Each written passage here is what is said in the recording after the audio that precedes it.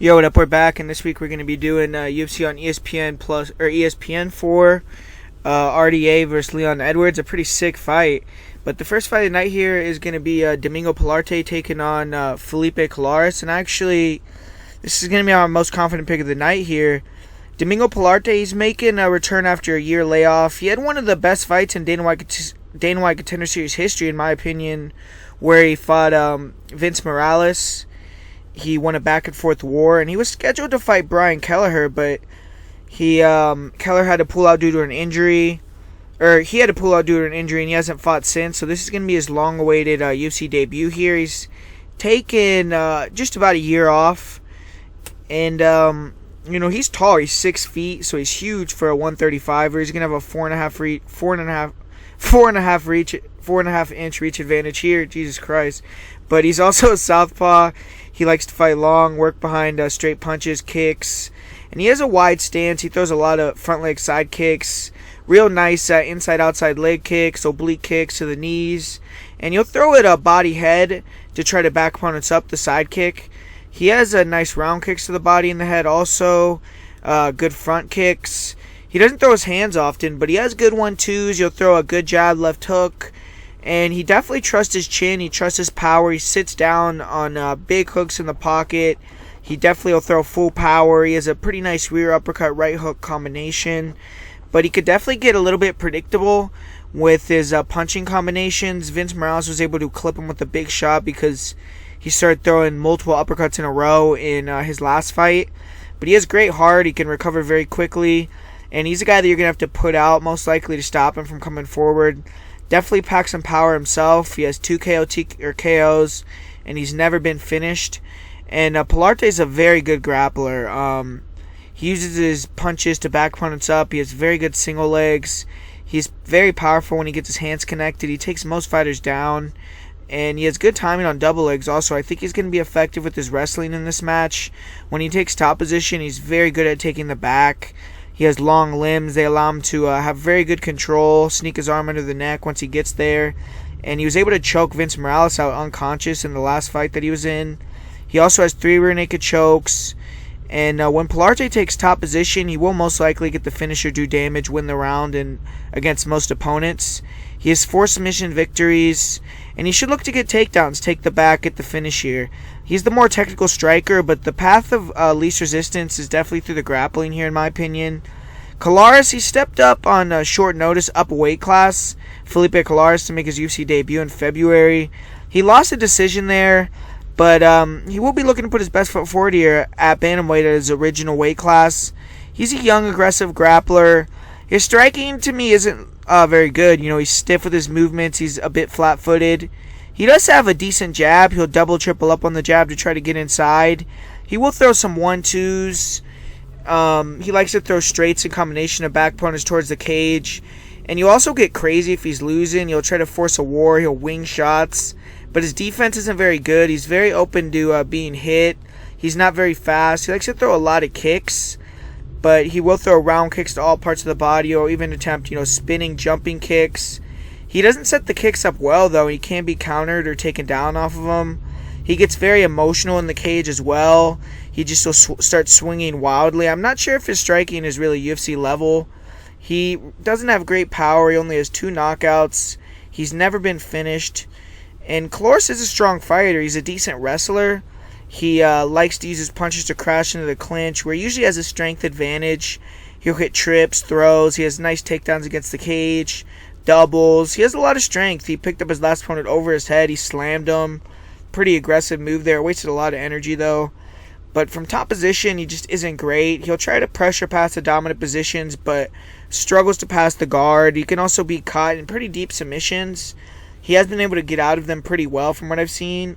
Against lesser opponents, he likes to take the back off rear naked chokes. In this fight, I think he's going to struggle to hold Pilarte down. If he does take him down, I think Pilarte is a better grappler. He was out-grappled. He was taken down multiple times in his last fight. He's okay in the scrambles, but he can grapple through fatigue, but he seems to rely a lot on explosion instead of technique. He doesn't blend his skills together very well yet, and when he's striking, he doesn't have any takedown defense. He gets double-legged easily. and he gassed out pretty badly in his last match, but he is back at 135, so he'll probably have better conditioning. Maybe he'll look better here. He has 5 submissions. He's finished all but one of his wins, and he's gonna have to make this fight a war. He needs to go forward, deny the takedowns, keep it standing, and I see him having a puncher's chance in exchanges. He normally likes to grapple, but I think Pilarte is clearly the better grappler, so this is a tough matchup for him, and I'm gonna have to go with Pilarte here. I think this is clearly going to be the best fighter Clarce has ever faced, and I just don't think he's going to be ready for it. I think he gave up very easy takedowns to his last opponent. He gave his back. He didn't show great work from bottom position.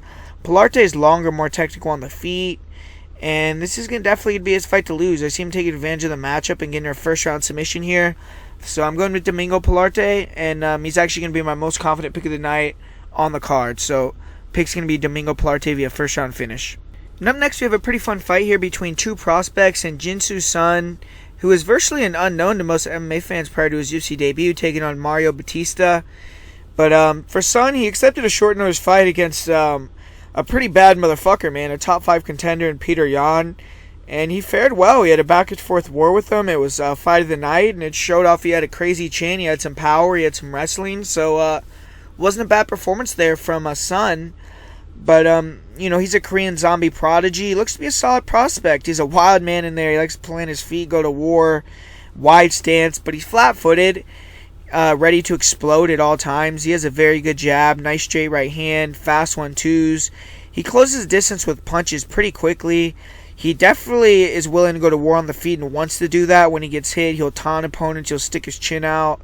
He'll try to coax opponents into trading with him. And he definitely has big power. He also has excellent takedown feints. He'll use those to create openings for his punches. He's a strong wrestler. He has very good left hooks. He'll throw wide hooks, uppercuts in combination.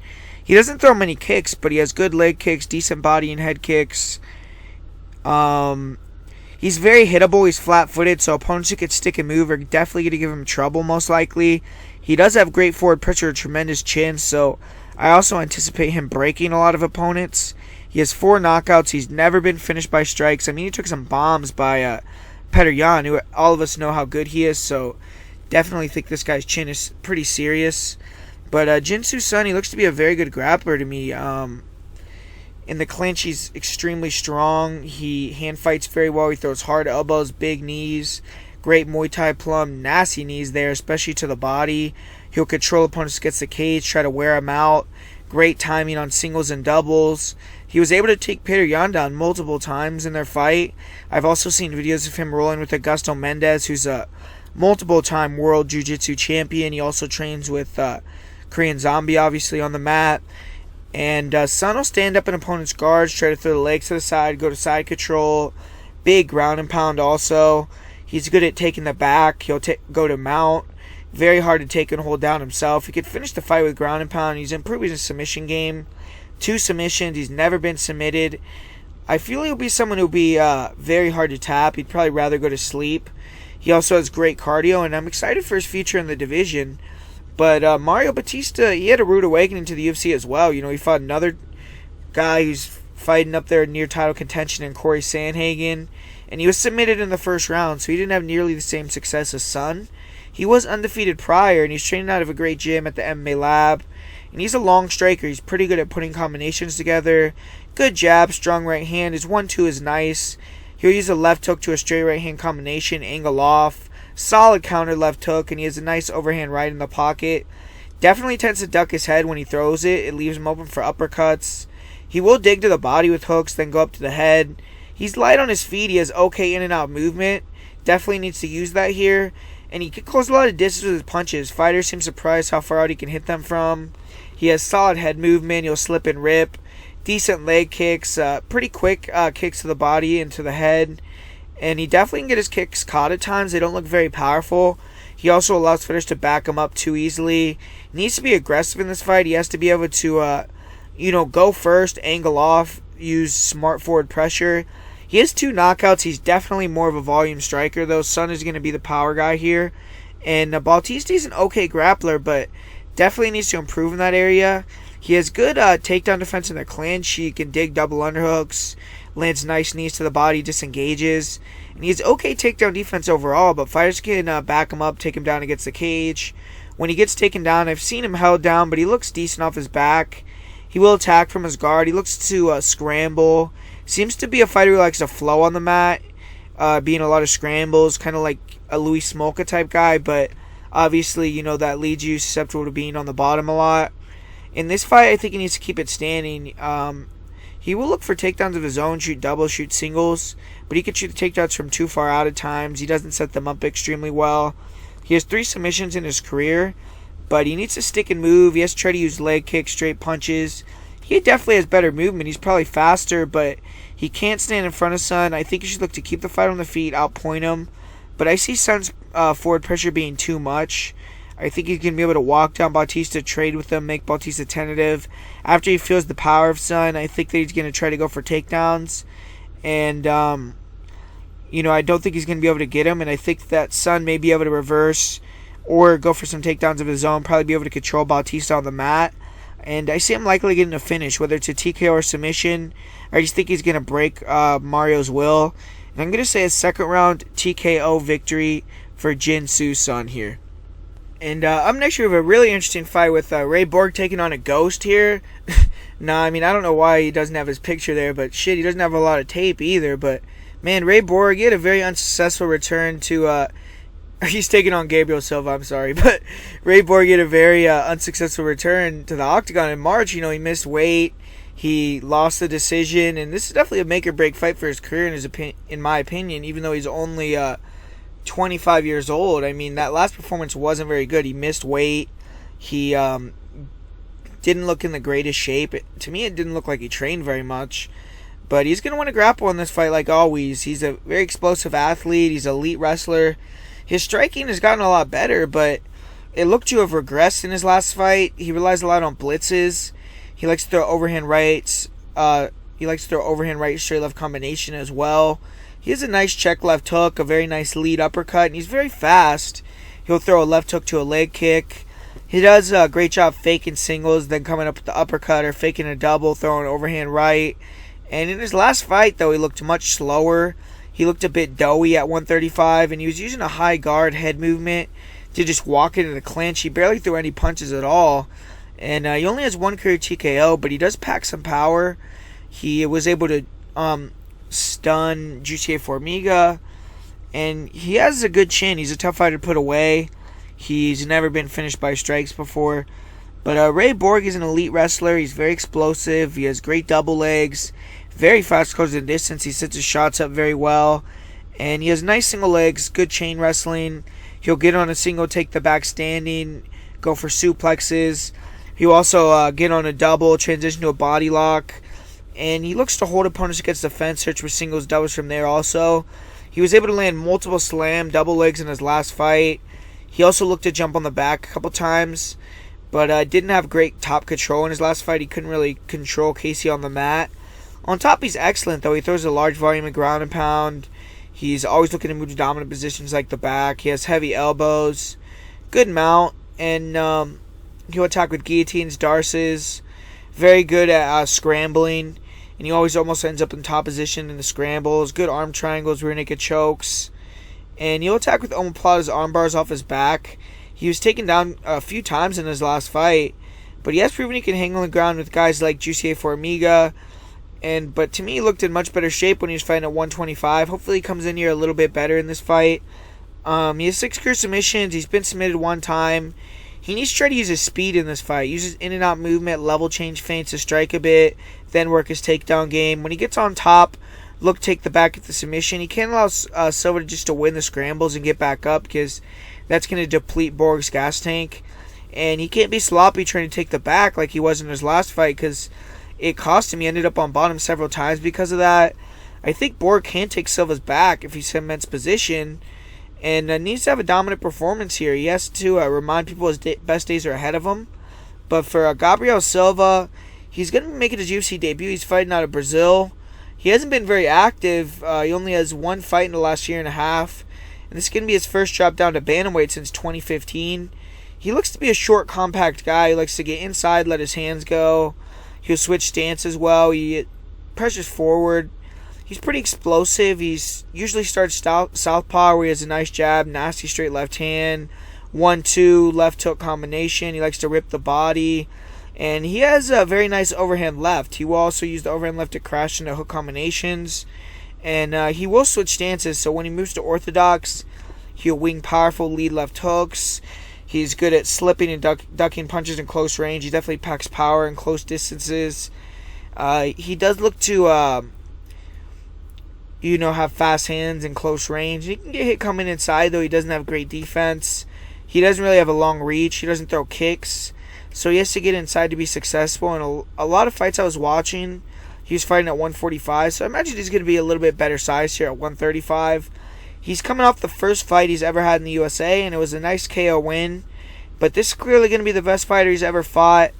And Silva has 3 KO TKOs. He's never been finished by strikes, and does look to mix it up. He'll use blitz attacks, power punches to fall into takedown attempts, good single legs, and he's powerful even at 145 when he gets his hands connected. He got some pretty good slams. On top, though, I wouldn't say he's the greatest. He doesn't have good top control. He can be put into submissions. I've seen more than one opponent sweep him with leg locks. He doesn't pass the guard very well, and when he tries to, he's way too deliberate. Fighters are able to deny the passes, create scrambles to stand up, and he's very hard to hold down, though. It's very hard to hold down bigger fighters, but I still don't think he's going to be able to take down and hold down Borg. I mean, I'd be very surprised. He isn't a submission threat. He just has one in his career. I haven't seen Silva be put on his back, though, or taken down himself. I could really only find a couple fights on tape of him. I imagine Borg's going to be wanting to test the defensive wrestling of Silva, but he's never been submitted, and Silva should look to keep the fight on the feet, deny the takedowns, win the scrambles. If he can get Borg tired moving backwards, that's where he can put combinations together, and he has power. He probably has the better cardio, most likely. I mean, Borg has good cardio, though, but I'm going to pick Ray Borg. This is an unconfident pick. I feel Borg looked really bad in his last fight. He still pushed and arguably won the decision, though, so that showed how good his grappling is. But ultimately, it wasn't enough to get it done. But I think in this matchup, hopefully he comes in here in better shape. I expect his speed, his striking to look a bit better. Be able to get some takedowns, deny the takedowns of Silva, and just win the fight. So I'm going to go with Ray Borg via decision here. And up next here, we have a fight with Roxanne Modafferi taking on Jennifer Maia in a rematch here. And Jennifer Maia, she earned her first UFC win. She defeated a tough veteran Alexis Davis by decision in her last fight. And she'd now be in a rematch of a fight she won via split decision. But that was a 5-round title fight. It was in Invicta, and this fight's only going to be 3 rounds. Roxanne, she's coming off the biggest win of her career, most likely. She went to Russia. She was a 3-1 underdog. She took out a Shevchenko. She defeated Antonina Shevchenko. She had a heavy grappling game plan there. And she was scheduled to fight in what was arguably a number 1 contenders fight against Liz Carmouche. But Carmouche was pulled in order to fight Valentina Shevchenko for the title. And Modafferi, she's now going to be getting the rematch of the fight she lost in Invicta. If that fight was 3 rounds, though, the first time, Modafferi would have won the fight. And Roxanne has fought 4 fighters who she's had lost to previously in rematches, and she's 3-1 in those fights. This fight's going to come down to who's more aggressive, who goes first. Maia's tentative in a lot of her fights. She doesn't go first. She lets her opponents dictate the pace, back her up. But Maia's strong. Roxy did have some success with double legs in the first fight, along with her striking, but she couldn't get consistent takedowns. But Roxy even had success with her striking versus Shevchenko. She kind of has an awkward rhythm, but she's constantly pressuring forward. She's throwing straight punches, which give opponent a hard time because, she has a long reach. And if you're constantly having to defend some punches, even if they aren't coming powerful, and she's willing to eat your shots, she's a great chin. And, you have to respect it because she's more urgent. She's aggressive to back fighters up, close the distance. And she needs to do that again here. She has to be aggressive. And Maia, she's going to have to let her punches go too. She's going to have to deny the takedowns, win the scrambles, keep it standing. And if she could do that, I think she's definitely going to have the cardio advantage if it continues to be a kickboxing match. Maia has better hands. She has nice hooks in close range, good straight punches. she was doing a better job circling and throwing more volume versus Alexis Davis, and that's what she needs to do here, but she still had some of the same problems for me. She wasn't being super aggressive. She allowed it to be a closer fight than it should have been. And I think Modafferi is going to be able to win this rematch. I think she's going to be able to control the pace, make it frenetic, get some takedowns, get some top control. I think she's going to be able to control on top, win enough of the rounds through that to take a decision, just because I think that Maya is just not going to be aggressive enough in this fight. I think Roxanne is going to be the more aggressive one, the more urgent one, push the pace, push the fight, and win via very close decision here. So I'm going with Roxanne Modafferi to get the win via split decision. And up next, we actually have what I think is going to be a pretty fun fight after I broke it down. And it's Klidson Abreu against Sam Alvey. And, they're going to have roughly the same reach. Sam's going to have a little bit of a longer reach, but he's definitely going to be the smaller guy in there. Klidson's a bigger light heavyweight. He missed weight for his last fight. Obviously, Sam's coming up from 185. But Abreu's a southpaw. He's a decent athlete. He closes his distance well. He's going to be trying to get you to the ground. You definitely have to respect his power on the feet, but he has holds. He's pretty predictable. At range, he really only throws left kicks, left hooks, straight left hands. And I see him trying to attack the inside legs with kicks because, it's been successful on Alvey in the past. He kind of likes to back opponents up with forward pressure, close distance with a left high kick, straight left hand, or a right hook, straight left hand combination. He'll also level change after the combination with a double. And Ankalaev was able to read that. He countered some big uppercuts. So if Alvey could start to get the timing of that, he may be able to do the same. And Ankalaev was able to badly break Klidson's nose with those uppercuts. His nose is on the other side of his face. So definitely have to test that nose here if you're Alvey. Klidson really only has success on the feet when an opponent is standing right in front of him, or he's able to back him up towards the cage. If you can control the center, all of his blitzes or all of his entries are big explosive blitzes. They're kind of easy to see coming, and he holds his lead hand low. When he exits, he tends to pull back with his chin right in the air. And I feel if Alvey can back him up near the cage, throw a right hook, straight left hand, he can knock him out with the left hand as he pulls back.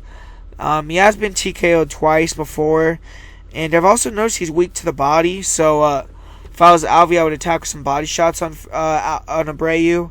His grappling is definitely the most dangerous part of his game. He has 10 submissions in his 14 wins. He doesn't have the greatest takedowns in space, but he will try to time double legs. You don't want to throw naked kicks against him because he will come in for the double. When he uses those combinations to get it on the doubles against the cage, he usually doesn't try hard for it unless he can easily dump his opponents. He likes to come up to a body lock, get the takedown through that. He'll try to circle to the side, get suplexes.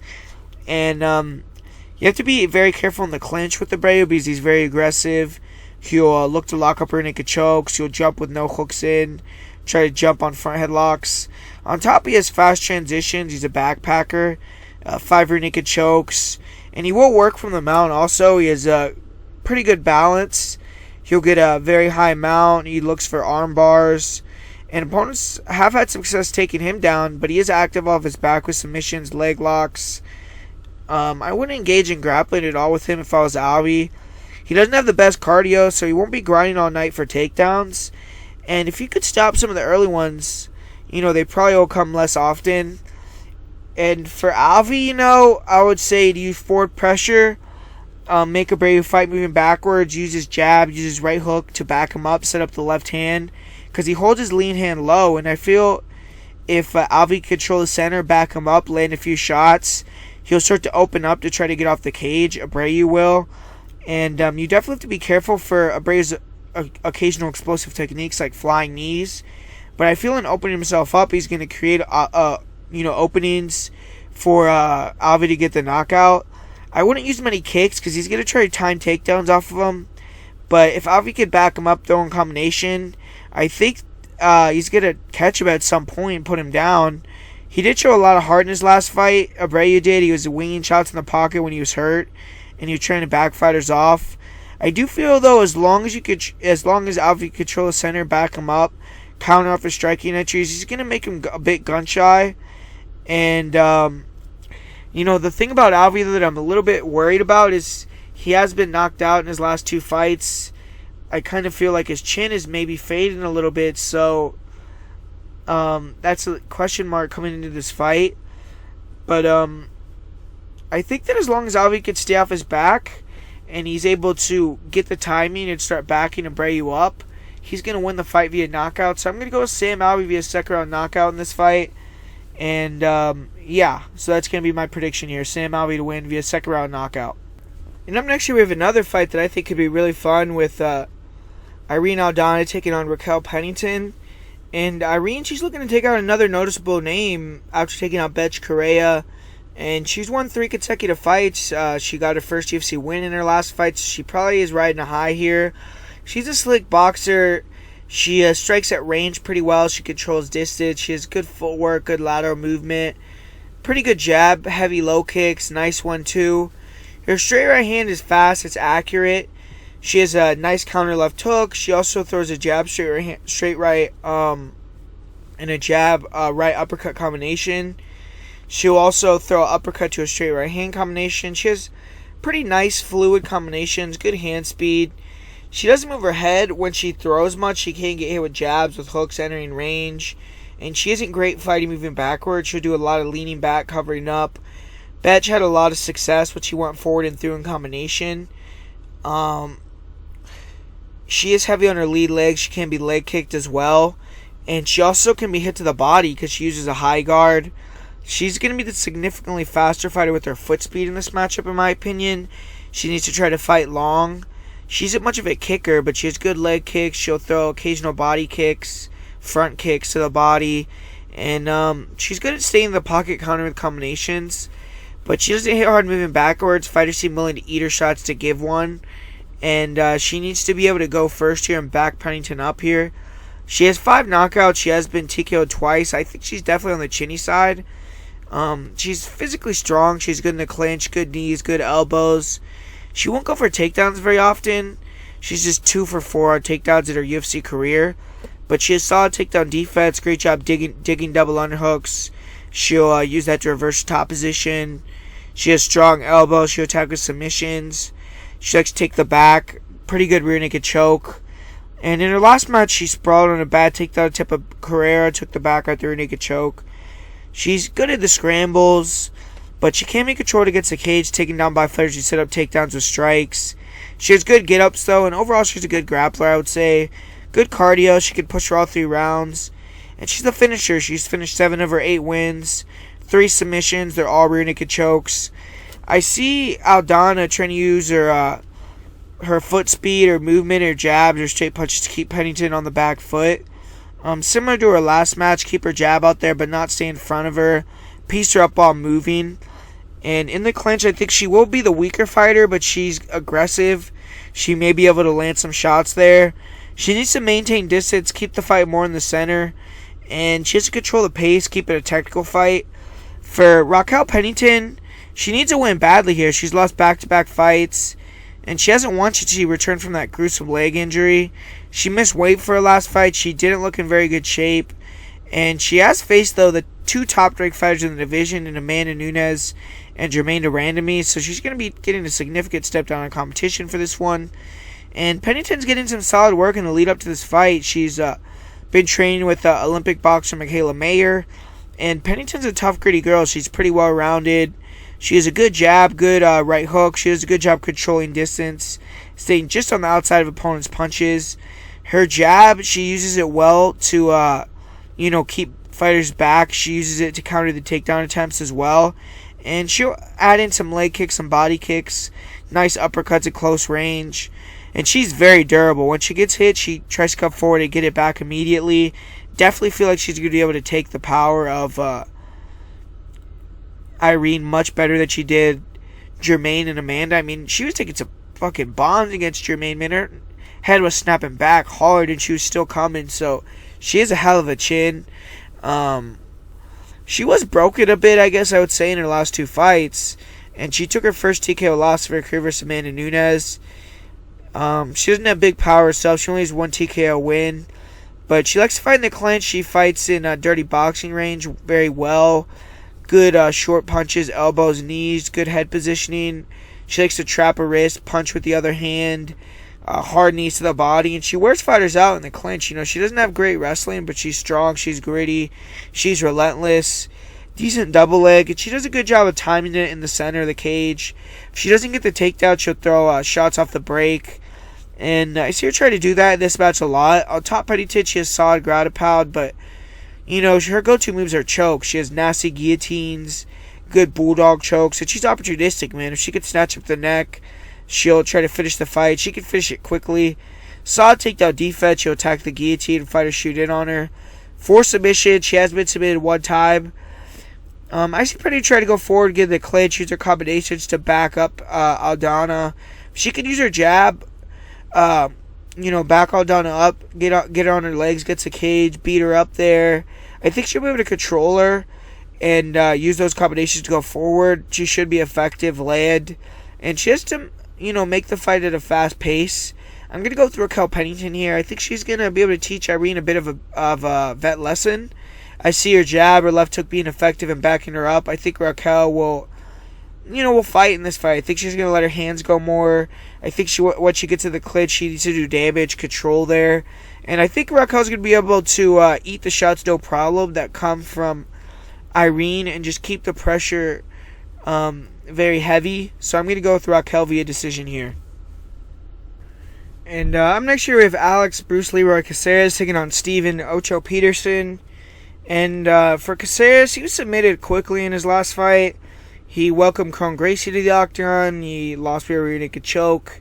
This is going to be his 21st fight in the UFC, and he's seen it all by now. He has been fading a bit lately. He's only been able to collect wins against the bottom of the barrel competition. He's dynamic. He's an open southpaw striker. Tries to fight long. He has a decent jab, quick straight left hand. His 1-2s really aren't that bad. His left hand definitely has some pop on it. He has solid head movement. He can slip and rip effectively. When opponents pressure him heavy, he struggles in the pocket. He isn't tight with his punches. Throws wide. It leaves him very susceptible to counters. He has nice leg kicks, but he throws more round kicks to the body. Front leg side kicks to the body as well. He throws 2 strikes at a time. I've seen him throw, the round kick to the body at the same time he's throwing the jab. I haven't seen many people do that, but he'll also throw like a left hook or a straight left at the same time he's throwing a body kick. He'll also throw a lot of dynamic attacks like Superman punches, spinning attacks, spinning back fists, spinning kicks to the body and the head. And he used to be much more active with those, but in recent fights he really hasn't been throwing the spins nearly as often. He's flat-footed when he strikes, and when he moves, while he moves a lot, he doesn't stick and move well. Instead, he'll circle, land a shot that he plants on his feet and relies on body and head movement to slip and return. And he holds his hands very low.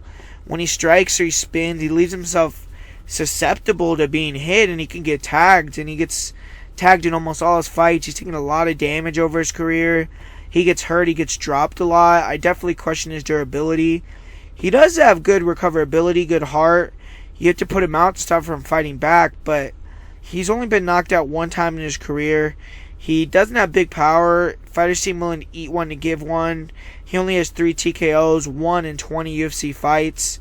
And Caceres, he isn't a terrible grappler. Against high-level grapplers, he's always going to have to struggle with submission defense. He gives his back when he stands up, and that tendency costs him time and time again. It cost him again in his last match against Kron Gracie. He will be offensive with his wrestling in fights. He has average body locks, double legs, good back takes, and he's very aggressive. He doesn't have great top control, but he flows well on top. He isn't bad in the scrambles. I don't see him being able to take Steven Peterson down. His takedown defense isn't very good, and he allows fighters to get back to back him up. And his spinning, his jumping makes it easy to off-balance him. When you do get on his legs, he has decent balance, but he can't chain wrestle well. He'll try to jump on guillotines instead of defending the takedowns. And he has a fairly active guard. He has a nice triangle. He'll create scrambles, work his way up to his feet against weaker grapplers. His main problem when he gets taken down, though, is he gives his back to stand up. And, he's lost via rear naked choke in the UFC 5 times. He's been submitted 7 times. He does have 7 submissions overall himself. And he fought a very similar fighter to Steven Peterson in his last fight. He got very gassed out in the 3rd round. And I think Peterson has better wrestling skills than Martin Bravo. So Caceres can't get that tired and taken down. For Caceres, he's going to want to catch Peterson with strikes as he's close in distance. He needs to stay long, land a few shots, get out. I even think he could slip and rip in the pocket because he's going to be much faster. But that gives Peterson more of a chance to land if he does that. He has to deny the takedown attempts to be ready to push for 3 rounds without getting tired. And just out-technique this guy. But Steven Peterson, he's coming in here off a comprehensive loss where he's beat down by Luis Pena. And Peterson's extremely tough, but he's only 1-2 in the UFC. A win is definitely imperative here for him. He's a dog. He's all about pressure, man. He'll throw leg kicks, nice jabs, 1-2s, overhand rights to close the distance. He'll throw a right hook to a straight left hand combination. And when he gets inside, he'll attack with hooks, uppercuts. He'll throw multiple overhand rights in a row when he gets punched near the cage. Front round kicks to the body. Front kicks, Superman punches. He doesn't move his head, though. He just walks forward in straight lines. He's kind of like a walking punching bag. He has a fantastic chin, though. He'll walk through shots with no issue. He welcomes a brawl. He's slow. He really struggles to get inside. He'll stand in the pocket, wing shots, flat-footed. He has 4 career knockouts. He's only been finished once by strikes. And he's a grinder, man. He's a good, solid grappler. Good at controlling opponents against the cage. He stays active there. He'll throw nice knees, elbows, solid body lock takedowns. Decent single legs. He jumps on guillotines as well. And when he takes top position, he's heavy. He'll methodically pass to better positions. In half guard, he'll attack with short elbows, arm triangles. And he will try to get the crucifix position if he can move to side control. He has 8 submissions. And I do feel he's going to be able to do damage if he gets on top of Alex Caceres. He's pretty good at taking the back. He has, good rear naked chokes.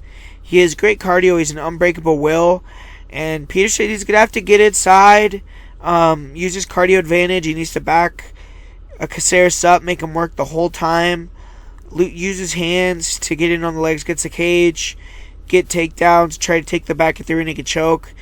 And this is a tough fight to predict, man. I think Caceres is going to be fucking him up early. But I see Peterson continue to plod forward, starting to land some straight punches, land some body kicks, get some cage control. You'll start to see Caceres start to tire out. And I think if he can get the takedown, he's going to get the rear naked choke. So I'm going with Ocho Peterson via 3rd round submission in this fight. And I'm next year with a rematch with Andrei Arlovsky taking on Ben Rothwell. And man, I mean, woof, this is a tough fight for me, man. I mean, yeah, I gotta, I came to this realization when I was watching that last Andrei Arlovsky fight. I was sitting there watching him fight Augusto Sakai. Thought he was winning the fight. I thought he was fucking Sakai up, man. Not fucking him up, but I thought he was, that was a terrible fight. But I thought he was winning the fight. Thought he won the decision, and they gave it to Augusto. Thought he won the decision against Walt Harris. They gave it to Walt. And man, I picked Shamil against Andre, but I picked Andre against Ty. I picked him against Walt Harris. I picked him against Sakai. And man, I gotta quit picking Andrei Arlovsky, man. Like, what the fuck? Why am I picking this dude? It's like, I don't know. I like the guy. I'm a fan. But, man, the first fight he knocked Ben Rothwell out. So he did get a knockout in that fight. And he does still have power in his hands. He's, powerful guy. He was landing some pretty good shots on Sakai. Sakai was kind of plodding forward and throwing some volume himself. But, in this fight, I just think the pressure and the pace of Rothwell is going to be too much. Now, for Andre, man, I think that Rothwell's going to be able to walk him down, use that weird, herky-jerky movement and all that to kind of get inside and land some big punches. And I just don't think... I think that Andre's chin is going to fail him in this fight, even though he hasn't been knocked out since he fought Francis Ngannou on UFC on Fox 23. So it's been like over 2 years since he's gotten finished by strikes. But I feel as if Ben Rothwell is just going to be able to pressure cook him, walk him down. And I don't think Andre is going to like that forward pressure. I don't think that Ben is going to respect the hands of Andre. And unless Andre cracks him, I think he's going to be able to continue to come forward and throw just the more volume. I think the leg kicks are going to be there. And, I thought Ben, had some pretty good volume in his last fight. He was going forward the whole fight. He looked decent versus Bulgari, who thinks better than Andre. So, I feel like Ben is going to be able to most likely get the finish in this fight. Not extremely interested in this fight, really, though, but going to go with Ben Rothwell via second round knockout here. And I'm not sure if Alexander Hernandez, he needs to bounce back here. He had a pretty humbling loss to Donald Cerrone. He was talking a lot of shit pre-fight. He had to eat it when Cowboy finished him. But at 26 years old, it could be a good thing for him if he can use it as a learning lesson. He is fighting in his hometown of San Antonio, and he's the favorite coming in here. And he's part of this new generation. He's a very talented guy, super fast starter, very aggressive from the start. He likes to go for the finish right from the opening bell. And he's had mixed success with that. He knocked out Beneil Dariush in less than 1 minute, but his aggression cost him versus Cowboy. He has a great movement. He has a wide stance. Good job using smart forward pressure. Good at cutting off the cage. He stays in opponents' faces. Nice inside kicks, front kicks to the legs and to the body. He throws a nice rear leg head kick. Very nice straight right hand. And he crashes the distance with hook combinations after he lands that right hand. He'll throw the straight right hand as a counter as well, moving backwards. He likes to throw a rear leg body or head kick to a right hook combination. And he does a great job of switching stances mid-combination after he lands a straight punch. He will land a straight right hand, switch stances, leap into a powerful left hook. And his aggression, his forward pressure on the feet is, very good. He can sometimes be a bit over-aggressive. He leaves himself vulnerable for counters. But he's a great chin, man. He took some bombs in his last fight. He did suffer his first TKO loss. And he definitely has power. He has 4 KO TKOs. He's an excellent grappler, though. He's very strong in the clinch. Muscles fighters around. You control fighters against the cage. Land some knees, land some elbows. Good double legs, good body locks. Very good at using his strikes to get inside. He closes his distance pretty quickly. And it's hard to defend the clinch entry because he'll also use that straight left hand or the straight right hand to come over the top of the hooks as well as to get in on the clinch. So it's hard to see what he's going to do with it. And he has good doubles against the cage. When he takes opponents down, he'll try to turk the legs, try to move to a full mount. He'll work opponents in their guard with short punches, body head. Likes to take the back, go for Rudica chokes. And in this fight, he needs to make Trinaldo work in the clinch. Play it safe here. He needs a win. Get Trinaldo down, work the body, put your weight on him, make him work, make him stand back up. And he's excellent in the scrambles. He's very intelligent in BJJ positions. He can be swept, though. He's reversed a couple times by OAM. He's hard to submit. He isn't going to tap quickly. He has 2 submissions. They're both rear naked chokes. He's never been submitted. And Hernandez needs to use his speed here. Be in and out. Make Trinaldo miss wide. Get in on the legs. Push him against the cage. I feel he's going to have a huge speed advantage, both his hands and his feet. And if he can clinch Trinaldo up, lean on him, make him work, tire him out, make him less dangerous as the fight goes on, I think he could start to slow cook Trinaldo on the ground as well and get a decision or a late finish. But Francisco Trinaldo, he's had a lot of trouble getting a fight in 2019, man. He's had 3 opponents pull out of scheduled bouts with him, including Hernandez, who he didn't pull out. He just got rebooked versus Cowboy. But Trinaldo's coming off that devastating knockout of Evan Dunham in 2018. But at 40 years old, time is of the essence. He needs to start getting some fights here. He's a southpaw. He's a true veteran. He's a powerhouse. He likes to go forward, man. He likes to back opponents up, try to make the cage small. Nasty overhand left. Big power with that. He'll wing it. And he'll throw to the body with the overhand left as well. He has a nice round kick to the body. He will throw the overhand left that crashed with the right hook or straight right hand to a left hook combination. Good right hook over the top. And he'll throw spinning back fists, spinning back kicks at times. Good rear leg head kicks. He's always cocked and loaded when he gets hit. He likes to plant his feet and fire back. He'll counter with heavy hooks over the top, hard body shots. He's good at catchy kicks, returning with counters as well.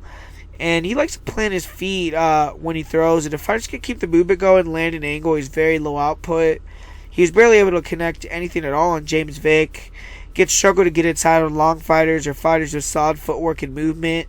He's definitely a counter fighter. He looks to make the cage small, feint and counter. When opponents come in, he'll try to catch them as they're coming in or catch them as they land. He was throwing an excellent rear leg counter knee when Dunham was shooting takedowns or trying to get inside. He ultimately landed a brutal knee to the body that finished the fight. I think Trinado was slowed a bit though. He isn't as fast with his reactions. He looks like his chin is diminished to me. He gets wobbled with shots a lot now. And he's still never been finished by strikes in 29 appearances. But trading with him isn't a smart option. Fighters respect his power, so he's hard to finish standing. He throws everything full power. He'll even outbalance himself with how hard he throws. But it's not like he's been a super heavy KO guy in the UFC. He does have 8 career knockouts. He's a very strong fighter with solid overall grappling skills. He's a brown belt, decent wrestling. He'll rarely go for takedowns though, but he has a solid blast double. He'll go for takedowns against the cage occasionally. He's explosive. He's hard to stop when he gets it on the legs. When his opponent gets the cage, he's pretty good there. He has nice knees to the body. He'll trap a wrist, throw heavy elbow to the head, exits the clinch with good strikes. He really battered Paul Felder and Yancy Medeiros on the clinch. His takedown defense has improved substantially over his UFC tenure. He's a brick wall, man. He's just very physically strong. When you crash into him, he has very good double underhook, show dig, and he has an excellent sprawl. And he's just extremely strong. He shrugs opponents off of him. He'll look for darces, guillotines. His opponents go for takedowns against the cage. He'll stop opponents down with front headlocks. He'll go for anacondas. And he has nice chokes from the front headlock position. He still can be taken down by fighters who can use their strikes to set the takedowns up or chain wrestle. He was taken down in the clinch versus James Vick. And, Masvidal has excellent get-ups. And he's hard to control on the ground. When you force him to grapple, though, he tends to get tired. It's a smart game plan for Hernandez to make Trinado work in the grappling realm. Trinado has been submitted 3 times. He has 5 submissions, mostly arm triangles. He hasn't had a submission since 2014. He really doesn't use his grappling offensively at all much. When he gets top position, though, he does have pretty brutal elbows. Evan Dunham was able to scramble right back up when Trinado got him down in their last fight. Trinado doesn't have a lot of tricks up his sleeve. He's going to come forward. He's going to try to make the cage smaller. He's going to let go with that overhand left with the right hook. He's going to dig to the body. He's probably going to mix in a couple head kicks, some body kicks, and try to get the knockout. He needs to be able to cut Hernandez off. Can't allow him to just dance around him or take him down. And he has to get Hernandez emotional, aggressive, and make him pay for it. But I'm confident in Alex Hernandez here. I think his speed is too much. I think he's going to be the aggressor. He just can't let Trinado catch him coming in or in the pocket with a big overhand. And he's going to win the fight. If he uses his movement, lands some shots, gets some cage control time, some takedowns, he should win a decision here. That's what I see happening. Trinado's 40. He's on the way out. He isn't as fast. And he used to be, a little bit faster. And maybe he would have had a chance to catch Hernandez at that point. But I don't see him catching Hernandez now. And I see Hernandez not finishing Masvidal, but getting a pretty comprehensive, dominant decision victory here. So I'm going to go with Alex Hernandez to win via decision. And up next here we have James Vick taking on Dan Hooker. And, Dan Hooker, he had his 4-fight win streak snapped at the hands of Edson Barbosa. It was a pretty brutal fight. Hooker took a huge amount of damage. He got his legs beat up. He got his body beat up. He got dropped. And, that might be a type of fight where that's a career changer there. But, he's going to be looking to get back on track here against a Log-Lakey striker, James Vick. And, James Vick, he's fallen on some hard times too. He started his UFC career 9-1. He hasn't won in over a year now. He's dropped back-to-back fights. He needs a win here to stay relevant in the division. For me, I like James Vick in this fight, though. I think that his movement is better than Dan Hooker. I think he's faster with his foot speed. I think he's better moving laterally. Dan Hooker, to me, moves very awkwardly. He's square when he comes forward. And, it makes him dangerous with those front knees to the head and stuff. But he has more success. To me, Dan Hooker has more success when fighters are trying to come after him. Like Gilbert Burns, Jim Miller, Ross Pearson. When fighters are going forward, inviting like a firefight, that's where he could counter with those straight punches, counter with those knees, try to get in the clinch, jump on that guillotine like he did on Jacasey. But I think that James Vick, man, he has better foot speed. I think he's the much better kicker. I think that's going to be the main difference in the fight here is the ability to kick for James Vick. I think that's, Vick's going to have the faster feet. I think he's going to be using his kicks to keep Hooker on the outside. I think that when Hooker tries to close the distance, he's going to be able to land that straight left hand or land some, his front kick and angle off. And I think it's going to be, a dominant win here for James Vick. I just think that, Hooker's going to struggle to get inside. I think Vick's going to be able to use his same game plan that he always uses. Just be a little bit sharper, a little bit more technical. And, you always have to worry about James Vick's chin if Dan Hooker could land very clean with the shot here, but it's not like Dan Hooker has one-punch knockout power with his hands, and I find it hard to believe that he's going to land like a knee or a big kick on a really tall guy here like James Vick. So I'm going to imagine this is probably one of the first times also that, he's fought someone taller than him, Daniel Hooker, and I just think he's going to struggle with that range, man. I think that Vick is the faster guy. I think he is a little bit tighter with the strike. He definitely has better kicks. And is going to be able to use that en route to a decision victory. So the pick here is going to be James Vick. And, James Vick also is 8-0 in Texas. That should help him with his confidence here, coming off 2 losses. I also think he's the better grappler. So Hooker sometimes tries to bail himself out with a clinch, with some takedowns. But I think that Vick, can defend that. I think he's actually better in the clinch. Maybe able to get some takedowns on Hooker. Even though I don't see the fight hitting the ground. I think it's going to be a striking fight where James Vick controls the range, and controls the fight, controls the pace, and wins the decision. So James Vick is going to be the pick via decision here. Man, up next here we have Greg Hardy against Juan Adams, and this has been a kind of a grudge match. Juan Adams has been talking shit about Greg Hardy for a long time now, and Greg Hardy's been kind of, being the big man on campus type thing where he hasn't even been acknowledging him. He hasn't been engaging in the talk at all. He probably just wants to show it off in the cage. And, man, if someone tells you they're confident either way in this fight, I really don't know how they could be confident, because Greg Hardy, he's been able to knock out the 4 guys that he's beaten very decisively, very quickly. The last guy he fought, even Dana White was saying that was a joke. He barely landed anything. It seemed like Dimitri just quit there. And when he fought Alan Crowder, who, we just saw Alan Crowder get knocked out in 9 seconds or something against Jairzinho Rosenstruck. He also got knocked out very quickly in the first round against Justin Willis. And, he was eating Greg Hardy's shots and asking him for more. So, I don't know. I don't know about the power of Hardy, really. And, Hardy in that fight was using his jab a lot. He was, trying to use his 1-2, stay a little bit more technical because I think he was afraid of the wrestling, which he did get taken down, but it was off of a caught knee. It wasn't off of a traditional takedown attempt. But obviously Juan Adams is much bigger. He's going to have the better wrestling than Alan Crowder and the better top game. And he's 6'3", he has 81-inch reach, so he's going to have a longer reach, or 6'5". They're both 6'5". They're kind of like the same size, essentially. But Juan Adams is going to have a half-inch reach advantage here, so Hardy, who likes to work behind that jab a lot, work behind that 1-2, he's not going to have the reach advantage. He's definitely going to be the faster guy, though. He's going to be more athletic. I think it's going to be hard to get in on this guy's legs, but Adams is going to have to do that. He's going to have to, test the chin, test the will of Hardy also. But I don't know. It's hard for me to pick this fight, but I'm just going to pick Juan Adams just because of the dominant skill of the wrestling and the fact that he's been doing combat sports for a longer period of time.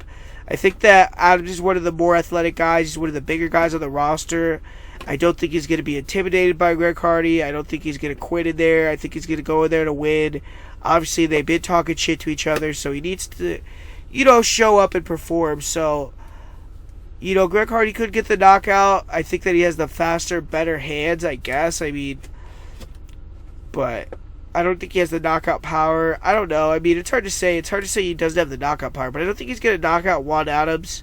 I think Adams is going to be able to take him down. I think when he takes him down, Hardy's not going to be able to get up. He's going to be really tired. I think that the greenness is going to show again, and I'm going to go with Juan Adams to win via finish on the ground, whether it's in the second or third round. So Juan Adams via KO TKO due to ground and pound. And in this fight here, we have Alexei Oleinik taking on Walt Harris. And, this is an interesting fight, because Walt Harris, he gets a lot of knockouts lately. He's been looking really good, but he's obviously a guy who's notoriously hard to trust, because he could have these spots where he just looks very bad, like he did against Andrei Arlovsky. But, he has a good one, too. His right hand is powerful. He has a decent jab right hook, overhand right lead. He has good hand speed. Definitely is going to be the much better striker. Good check left hooks, good inside leg kicks, hard body kicks. I think his leg kicks and his body kicks are going to be huge in this fight, but he needs to not get them caught. He can also throw pretty good head kicks, front kicks to the body. He'll switch stances. He's good at controlling the cage going forward. He's the better athlete in this matchup. He's much faster. Sometimes he can not bring his hands up after he throws and punches in the pocket. And, you have to respect the power of Alexei Oleinik. But Harris has also been rounding on his game. He's improved his grappling. He landed a single leg against Mark Godbeer, single leg against Arlovsky. He has good knees to the head and the clinch, and good ground and pound. Especially when he can hurt somebody, he'll finish the fight on the ground with ground and pound. But when he did fight someone who's good on the ground in Verdum, he, got his back taken, got submitted very quickly. Harris has really faced no one who's trying to grapple with him besides Verdum. And he's going to want to try to start fast, get that first shot knockout. He needs to try to come out fast, use his pure athleticism, force Alexei to brawl, try to take him out. Control the center. You can't allow him to back him up or force grappling situations with him. And, for Alexei, man, he's coming off that loss to Alistair Overeem. And, man, what can you say about him? He's a plotter. He likes to come forward with long casting hooks, like those Russian-type hooks, overhand rights, decent left hand. He dropped Travis Brown with a big overhand right, KO'd Jared Roshaw. And he'll work into the clinch with some punches. He has good body lock takedowns. But his takedowns are just not very good, man. But, he's one of the best jiu-jitsu practitioners if he can get into the ground in MMA history for a heavyweight. He has 45 submissions. And I think he has 46, 47 now. But, he has that Ezekiel choke, obviously, that he'll go for. He'll trap a wrist, go for triangles and arm bars off his back. And, but man, he can duck his head in space when he strikes. He gets tied with knees and uppercuts. He's one of the slowest heavyweights in the division. And, these guys, they've trained together. Both these guys have trained together. So I think that Walt Harris is going to be kind of aware of the way that Alexei likes to go for takedown attempts, aware of the speed that he fights at, and aware of some of the tricks that he has on the ground. So, you know what, man? My pick's going to be Walt Harris via first round KO TKO in this fight. I think Walt Harris is going to show up, show out, get the knockout here. So I'm going to go with Walt Harris via first round knockout. And I kind of think the Alexei Oleinik experiment, the Alexei Oleinik run, the trade is kind of done, man. He's 42, and I think he's kind of been figured out a little bit. So I'm going to go with Walt Harris to get the first round knockout here. And up next here we have the main event in a fucking sick fight with Leon Edwards taking on RDA. And, Edwards, he's had one of the best win streaks in the division where I think he's won 8 fights in a row. He's coming with the biggest win of his career, taking out Gunnar Nelson. And RDA had a bounce-back dominant performance. I wouldn't say dominant performance. Kevin Lee had some nice, he probably won a couple rounds there, but he was able to finish Kevin Lee in Kevin Lee's 170 debut. He submitted him. Very, very veteran-like performance there from RDA. He let Kevin Lee take him down a few times. He let Kevin Lee exert a lot of energy, stayed calm. He didn't take him down, actually, really much at all. Now I'm thinking about it, actually. RDA was able to deny the takedowns, but he got hit with some shots, some punches, and I think the length and the speed of Kevin Lee gave him some trouble. I definitely feel like RDA is not as fast as he used to be with the striking. I feel like, his hand speed, his reaction time isn't as fast as it used to be, even though he's still a tremendous striker. His defense just isn't what it used to be. I don't think his forward pressure is the same either. And he's, 34 years old now. His grappling is nasty, though, man. He was denying all those takedown attempts of Kevin Lee. He was using that underhook to jack him up and just really gassed him out, going for those takedowns. And once he got the top position, he got the takedowns of himself. he was able to control on top where Kevin Lee wasn't able to control on top. He was able to submit him ultimately in the 4th round. And even when he fought guys like Kamaru Usman wasn't holding him on the mat. Colby Covington wasn't holding him on the mat. He even took Colby Covington down a few times. So it's not like he's getting dominated with these grapplers. He's just getting pushed against the cage. He's getting outworked.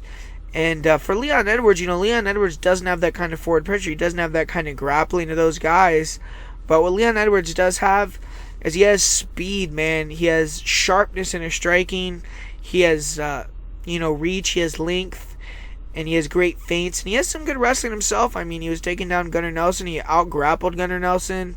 He did get mounted there in the 3rd round. And, if you give it one of those tricky situations to RDA, you could get finished. So he has to be careful. You can't be cocky in there with this grappling. But I feel like Leon is going to be able, at least in the early rounds, he's going to be much faster. I think his jab's going to be popping. His left hand's going to be popping. His body kicks, his leg kicks. And I think he's going to be able to use that forward pressure to back RDA up, and I don't think he's going to be using the same type of super grappling heavy game plan. I do think he's going to spend some time holding RDA against the cage, controlling him there with some knees, with some elbows. I mean, he showed some fantastic elbows in the clinch against Gunnar Nelson, and I actually think that he has some better weapons in the clinch than Colby and Kamaru, but it's going to be if he can control him there, if he has that same kind of pressure and that same kind of ability to negate the offense or the defensive abilities of RDA in the clinch. But I think he's going to be using a lot of feints after he lands some left hands, after he lands some jabs, after he lands some body kicks. And I think he's going to be able to use those feints, even feinting level changes, feinting the clinch and the takedown to back RDA up, get him kind of going on Leon Edwards' rhythm. And I think Edwards is going to start kind of pulling away with his volume. I think he's going to be landing the left straight, the jab, the body kicks, the inside leg kicks, clinching up, maybe even getting a couple takedowns. I think RDA will pop right back up. And I think that early on, we're going to see Leon Edwards really dominating the fight. And I do think RDA, though, is going to have his moments. I think he's going to win a couple rounds here where he's just going to... Because Leon is a coaster a little bit. He likes to take rounds off. We saw that against Cowboy Cerrone when he fought Cowboy. He was taking a couple rounds off in that fight. But, ultimately, though, I just feel like Leon is the hungrier guy. He's not the guy that's been the former champion that's RDA. He's not the guy that's, fought in all these marquee fights that has all the money. He's fighting to get money. He's fighting to get respect. And, obviously he got that win over Gunnar, but then he had this setback because of the Masvidal thing. So he still probably feels like he hasn't reached his peak. He hasn't reached the pinnacle. He hasn't reached that spot. And, you have to respect a guy like RDA. You have to respect the fact that he could potentially take you down. He could finish you on top position, but I don't think he has that knockout power that he had at 155, at 170. I think that Leon hits harder. I think that Leon's faster. And I really feel like that range that he could keep where he fights long with his straight punches, his jabs, and his body kicks, if he can back RDA up, use feints, have some time where he's controlling against the cage, maybe even get a couple takedowns, and just control the pace of the fight. I see him winning the fight via decision here. I'd be very surprised if he finishes RDA. If he finishes him, I would actually think it would be because of a shot in the clinch, like he lands a big elbow, like he landed against Nelson, and finishes with ground and pound, because at range, I don't know if Nelson or if Edwards has that one punch power to take him out like that, but I don't think RDA has the power to take him out either. So the pick is going to be Leon Edwards to win this fight via decision and kind of break through finally, get into relevancy. But I mean, if RDA won the fight, would I be shocked? Would I be super surprised? No. I mean, RDA is he's a bad dude, and he can win any fight that he's in. So pick's going to be Leon Edwards, but RDA is definitely, he's live. He can get the win there. But for my most confident pick of the night, it's going to be Domingo Pilarte to get the win. And the parlay of the week is going to be Domingo Pilarte and Alexander Hernandez as the parlay of the week. And, so we're going to look to get back on track here. We had the parlay of the week snapped. We had won 6 parlays in a row, which is pretty impressive, and we lost it last week because of Ricky Simone. I mean, wow, that was pretty crazy, man. I was not expecting Uriah to get the win there, but Thought it was an early stoppage, but you can't bitch that much, man. I mean, props to Uriah, great job. And yeah, so we're moving on tomorrow. Make sure to check out the Dana White Contender Series video if you haven't. It's up on the channel right now. Should be able to find it pretty easily.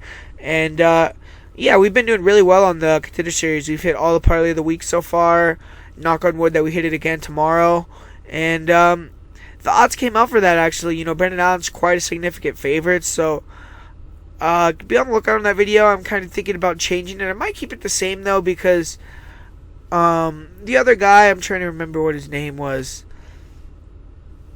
Armando, a Mexican fool. Armando Villarreal, he's minus 200. I think Brandon Allen's like minus 500. So that parlay is almost plus, is almost even money. I mean, so I might leave it like that, but I'm still thinking about potentially switching that. I do feel like Allen is the rightful favorite, but minus 500 is a little bit wide, you know, but I don't know. I'm gonna take a look at that. I'm gonna try to figure that out. We'll see. Might not change it at all. But yeah, so hope you guys enjoyed the video. Hope you guys enjoyed the breakdowns and the predictions. Want some interaction, you know, comment, like on the video. Let's try to get to, you know, 75 likes, 100 likes on this video, 100 comments. That would be incredible. And yeah, man, so comment, like, subscribe. Let me know who you think is going to win, if you agree with my picks, if you disagree with my picks.